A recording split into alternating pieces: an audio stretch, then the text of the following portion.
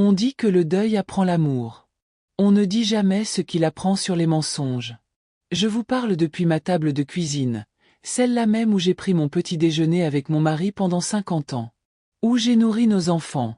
Où j'ai signé des cartes d'anniversaire, payé des factures et plié du linge pendant qu'il lisait le journal à voix haute. C'est aussi là que je lis des lettres qui n'étaient pas destinées à mes yeux. Des lettres qui réécrivent tout ce que je croyais savoir de ma vie. Commençons par le parquet. Marie m'aidait à trier les affaires d'Henri.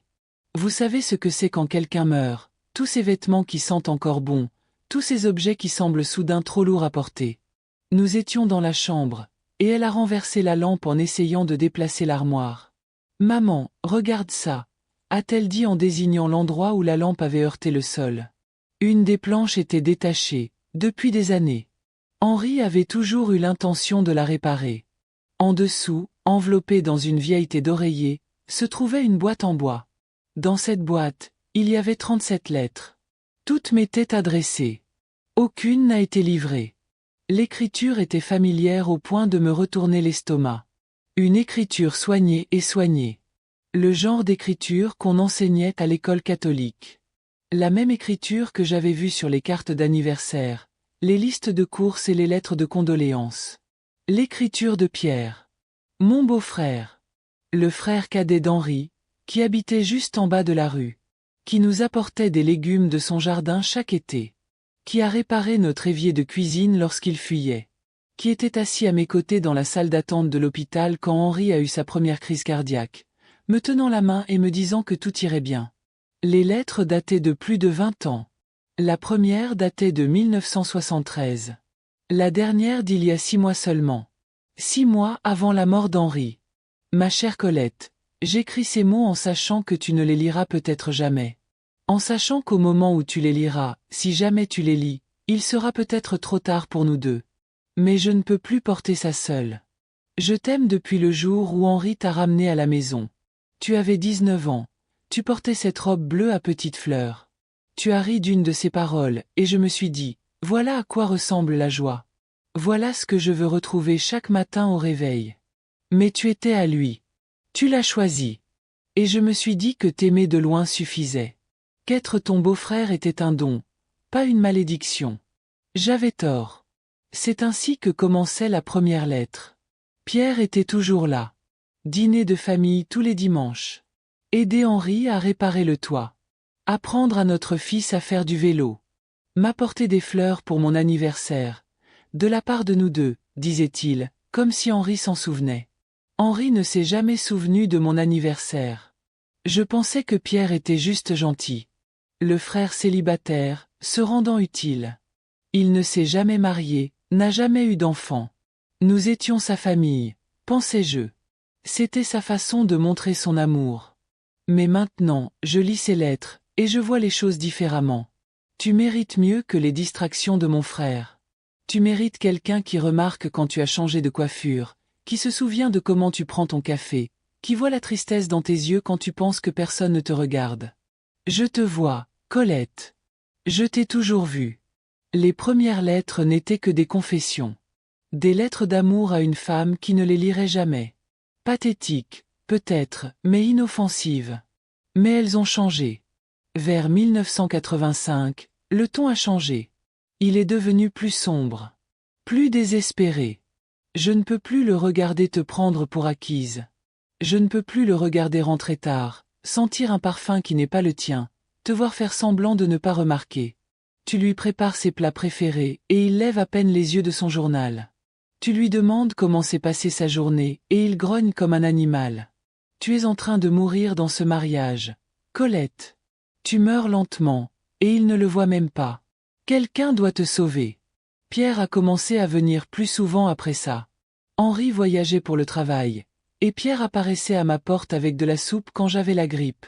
Il insistait pour me conduire au marché quand ma voiture ne démarrait pas. Il s'asseyait avec moi le soir quand Henri était au café avec ses amis. « Tu ne devrais pas rester seul si longtemps, » disait-il. « Ce n'est pas bien. » Je pensais qu'il était protecteur. Fraternel. Mais il construisait quelque chose. Il créait un schéma. Il se rendait indispensable. Chaque soirée passée avec toi me donne un aperçu de la vie que nous aurions dû avoir. Tu fais du vrai café, pas cette saleté instantanée qu'Henri boit. Tu m'interroges sur ma journée et tu écoutes la réponse. Tu remarques quand je suis fatiguée, quand je suis inquiète. Quand je suis avec toi, je me souviens de ce que ça fait d'être vu. Quand je pars, je me souviens de ce que ça fait d'être oublié. Les lettres des années 1990 étaient différentes. Plus en colère. Aujourd'hui, je l'ai vu t'engueuler parce que tu as brûlé les tartines. Les tartines, Colette. Comme si tu ne lui avais pas préparé le petit déjeuner depuis 25 ans. Comme si tu ne lui avais pas tout donné sans rien demander en retour.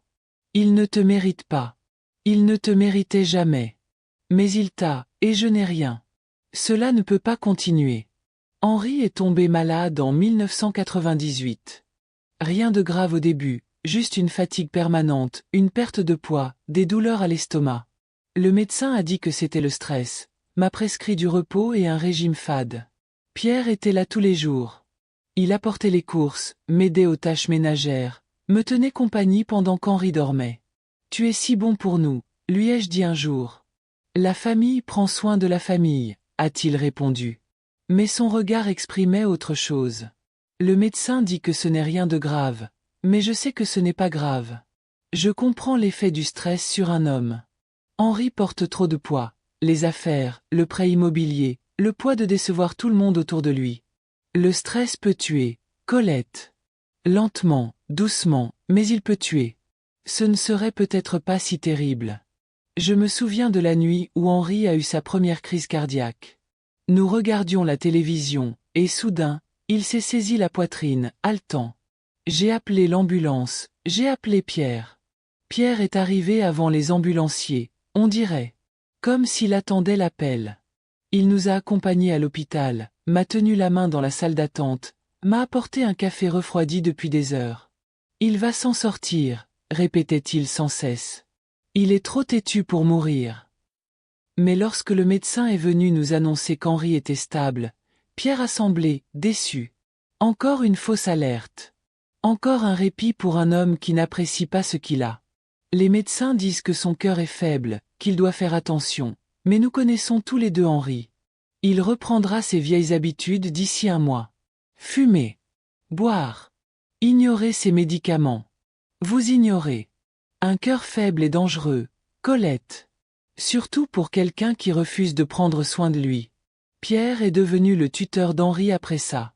Il s'assurait qu'il prenait ses médicaments, surveillait son alimentation, le conduisait à ses rendez-vous médicaux. Que ferions-nous sans vous, lui ai-je demandé un jour. Vous n'aurez jamais à le savoir, a-t-il dit. Je suis la seule chose qui se dresse entre Henri et sa propre autodestruction.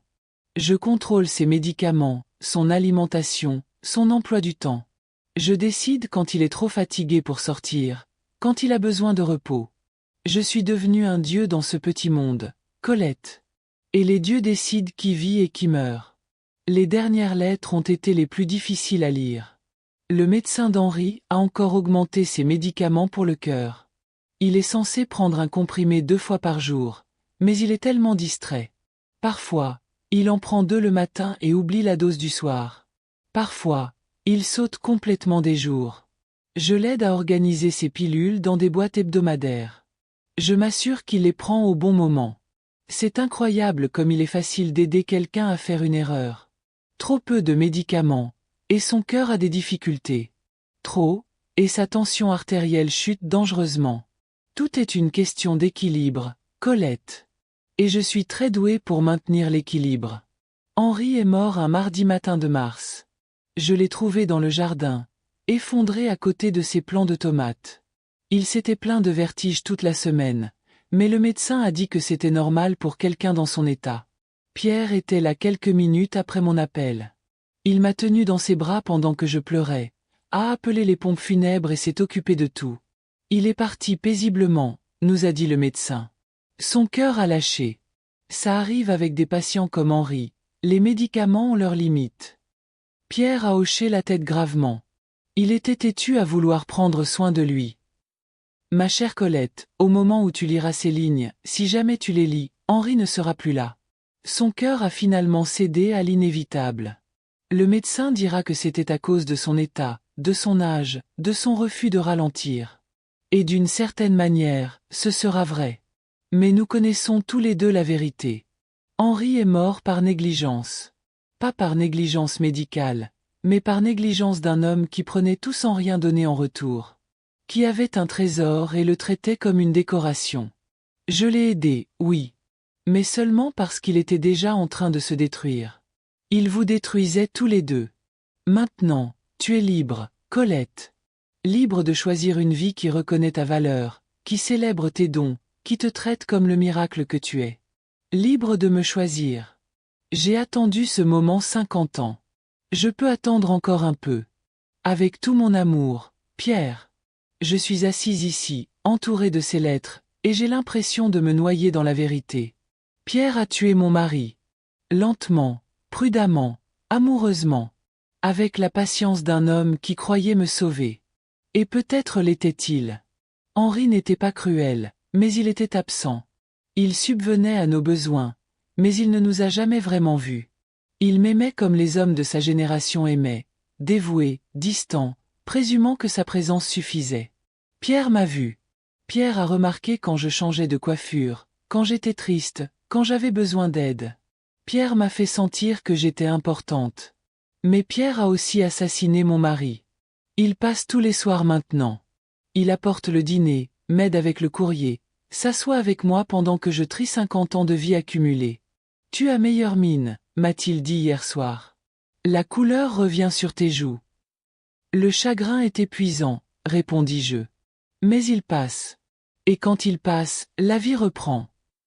Il me toucha la main. La même main qui a rangé les pilules d'Henri. La même main qui tenait la mienne dans la salle d'attente de l'hôpital. Je l'ai aidé, certes. Mais seulement parce qu'il était déjà en train de se détruire. Que faire quand quelqu'un vous sauve en détruisant tout ce que vous pensiez savoir de votre vie? Que faire quand l'amour et le meurtre ont le même visage? Que faire quand la personne qui vous voit le mieux est aussi celle qui vous a volé votre choix? Je pourrais appeler la police. Leur montrer les lettres. Les laisser décider de ce que la justice signifie. Mais Pierre a 73 ans. Henri est mort. Un procès détruirait ce qui reste de notre famille, traumatiserait nos enfants, transformerait les souvenirs de nos petits-enfants en cauchemars. Et pourquoi? Pour punir un homme qui croyait m'aimer? Ou je pourrais le confronter? Exiger des réponses. Le forcer à expliquer comment l'amour est devenu meurtre, comment la protection est devenue trahison. Mais à quoi cela servirait-il? Pierre avouerait probablement tout. Je dirais probablement qu'il ne regrette rien, qu'il recommencerait, que la mort d'Henri a été une grâce pour nous deux. Et peut-être aurait-il raison. La troisième option est la plus difficile. Je ne pouvais rien faire. Brûler les lettres. Faire comme si je ne les avais jamais trouvées. Laisser Pierre poursuivre sa cour prudente, sa patiente transformation de beau-frère en quelque chose de plus. Me laisser sauver par un meurtrier. Accepter l'amour de mains qui ont tué pour moi. Je pense à Henri, à nos 50 années ensemble. Ce n'étaient pas des années parfaites. Ce n'étaient même pas des années particulièrement heureuses. Mais elles étaient miennes. Et Pierre me les a prises. Pas seulement la fin, mais la connaissance. La capacité de me souvenir de notre mariage sans me demander ce qui était réel et ce qui était de la manipulation. La chance de faire mon deuil proprement, sans que cette terrible compréhension n'empoisonne chaque souvenir. Pierre vient ce soir. Il apporte de la soupe et du pain de la boulangerie, et nous nous asseoirons à cette table de cuisine où je lis depuis des décennies son plan pour me voler ma vie. Il me demandera comment je vais, si je dors mieux, s'il peut faire quelque chose. Il me touchera la main et me regardera avec ses yeux attentifs et aimants. Et je devrai décider. Ma grand-mère disait que certaines vérités sont trop lourdes à porter et trop dangereuses à laisser tomber. Je comprends maintenant ce qu'elle voulait dire. Mais je comprends aussi autre chose. Quelque chose que Pierre n'a jamais appris au cours de toutes ces années de patience, d'attente, d'observation et de planification. L'amour ne se vole pas. C'est quelque chose que l'on choisit. Chaque jour, dans les petits comme dans les grands moments, on choisit de voir quelqu'un et d'être vu en retour. Pierre m'a vu, oui. Mais il ne m'a jamais laissé le choisir. Il a fait ce choix pour moi. Avec des médicaments, du timing et un cœur faible qui avait juste besoin d'un peu d'aide pour s'abandonner. J'entends ses pas sur le porche. Sa clé dans la serrure, quand lui ai-je donné une clé? Quand est-ce devenu normal? Colette, appelle-t-il. J'ai apporté à dîner. Et je réalise quelque chose. Quelque chose qui fait bondir mon cœur. Je n'ai pas peur de Pierre. J'ai peur de moi-même. Peur de la facilité avec laquelle je le laisserai m'aimer. De faire comme si ces lettres n'existaient pas. De le laisser prendre soin de moi comme il s'est occupé de tout le reste. Peur d'être si visible, même par ceux qui ont planifié la mort de mon mari. J'arrive, je réponds. Je plie soigneusement les lettres et les remets dans leur boîte en bois. Mais je ne les cache pas sous le plancher. Je les pose sur le plan de travail, à côté des bols à soupe. Que Pierre les voie quand il entre dans la cuisine. Qu'il comprenne que je sais. Qu'il choisisse la fin de cette histoire. Parce que j'en ai assez que mes choix soient faits à ma place. J'en ai assez d'être protégé, nourri et sauvé par des hommes qui pensent savoir ce qui est bon pour moi. Colette. La voix de Pierre est plus proche maintenant. Inquiète. Tout va bien. Tout va bien, dis-je, et pour la première fois depuis des mois, peut-être des années, je suis sérieuse. J'ai 50 ans. J'ai enterré mon mari et découvert que mon beau-frère est un meurtrier. J'ai lu des lettres d'amour qui ne m'étaient pas destinées, et j'ai appris que mon mariage était entièrement bâti sur des mensonges. Et je vais bien. Plus que bien. Je suis enfin, terriblement, complètement libre. Pierre apparaît dans l'embrasure de la porte, un sac de course à la main. Il porte le pull bleu que je lui ai tricoté à Noël dernier, celui qui fait ressortir ses yeux. Il voit les lettres sur le comptoir. Il s'arrête de respirer. Colette, murmure-t-il. Pierre, répondis-je. Nous nous regardons à travers 50 ans de secrets. 50 ans d'amour patient et de meurtre prudent. 50 ans de choix faits pour moi, sur moi, sans moi. Je peux expliquer, dit-il. Non, répondis-je. Tu peux écouter. Je lui raconte comment j'ai trouvé les lettres. Comment je les ai lues. Comment j'ai enfin compris ce qui est arrivé à Henri. Je lui parle du choix qu'il m'a volé. De la vie qu'il a décidé que je devais avoir. De l'amour qu'il a forgé à travers le chagrin. Je lui parle de la femme que j'étais avant, celle qui préparait le petit déjeuner d'Henri et faisait semblant de ne pas remarquer le parfum, qui lui demandait comment s'était passée sa journée et acceptait ses grognements comme des réponses. Et je lui parle de la femme que je suis maintenant. Celle qui refuse d'être sauvée par quiconque ne la laisse pas choisir son salut. Pierre écoute sans l'interrompre. Quand j'ai fini, il s'assoit lourdement à table. Je t'ai aimé, dit-il enfin. Je t'aime toujours. Je sais, dis-je. C'est ce qui rend la situation si terrible. Henri te tuait à petit feu. J'ai juste accéléré le processus. Henri vivait sa vie. Tu as décidé qu'il ne le méritait pas. Tu ne méritais pas mieux. Je méritais de choisir. Nous restons assis en silence. La soupe refroidit. Le pain reste intact. Enfin, Pierre prend la parole. Et maintenant? Maintenant, tu pars, dis-je. Tu rentres chez toi. Tu réfléchis à ce que tu as fait. À ce que tu as volé. Et après? Et après, tu me laisses décider de la suite. Pierre se lève lentement. Il paraît plus vieux que ses 73 ans. Plus vieux qu'il ne le paraissait du vivant d'Henri, fort, patient et serviable. Je suis désolé, dit-il. Pas de t'avoir aimé. Mais de ne pas t'avoir fait confiance pour m'aimer en retour. J'aurais pu, lui dis-je. Si tu m'en avais donné l'occasion. Et maintenant? Maintenant, je ne le saurai jamais. Après son départ, je m'assois seul à ma table de cuisine. La même table où j'ai nourri ma famille pendant 50 ans.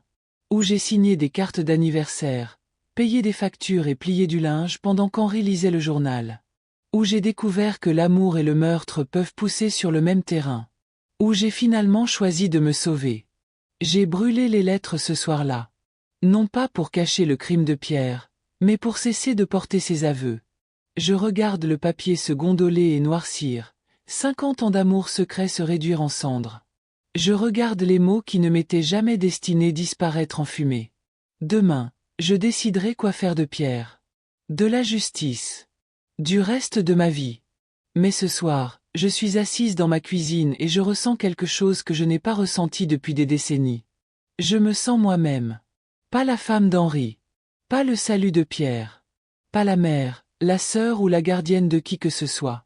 Juste Colette. Enfin, complètement, dangereusement libre. On dit que le deuil vous apprend l'amour. Ce qu'on ne vous dit pas, c'est que parfois l'amour vous apprend le deuil. Le deuil non seulement des morts, mais aussi des vivants. Pas seulement de ce qui était, mais de ce qui aurait pu être. De découvrir que la personne qui vous voyait le mieux était aussi celle qui vous a volé la vue. D'apprendre que la liberté n'est pas quelque chose qu'on vous donne. C'est quelque chose que vous prenez. Même quand elle vous coûte tout ce que vous pensiez vouloir.